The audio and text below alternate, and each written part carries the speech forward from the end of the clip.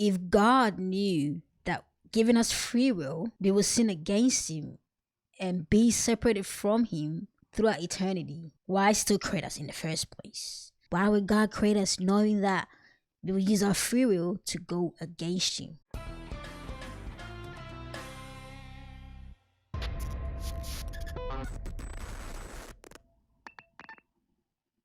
Some people are going to say, well, if God knows that people would choose against him for all eternity, why create them? As a father, I wouldn't create my children if I knew they were going to be separated from God for eternity.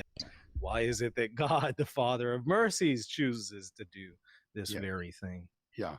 It's important to understand that on Molina's doctrine of predestination, it's God's will that every person he creates be saved, and that God gives sufficient grace for salvation to every person that he creates, so that anyone who is lost is only lost because he freely and willfully resists God's every effort to save him. Now, you might say, well, why couldn't God just choose not to create those people Hmm. and just create the people who would freely Hmm. embrace his salvation?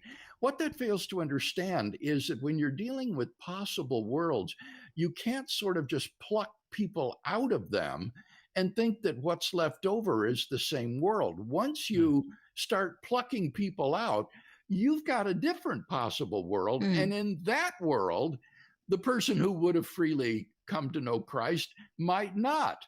So it might well be that it is impossible for God to create a world of free creatures in which everyone is freely saved. That in any world of free creatures that is feasible for God, some would resist his grace and be lost. But nevertheless, God is so good that even those who he knows would reject him, he gives them sufficient grace for salvation and tries to win them. In fact, some of the lost might actually receive greater measures of grace than many of the saved. You don't believe because you've chosen not to believe. It is not God's fault. I would never, bring children into this world knowing the suffering. But yes, still you are reproducing. Yes, still you are bringing children into the world. So some of these examples doesn't even come close. When we read scripture in its entirety, we see the mercy of God. We see the grace of God.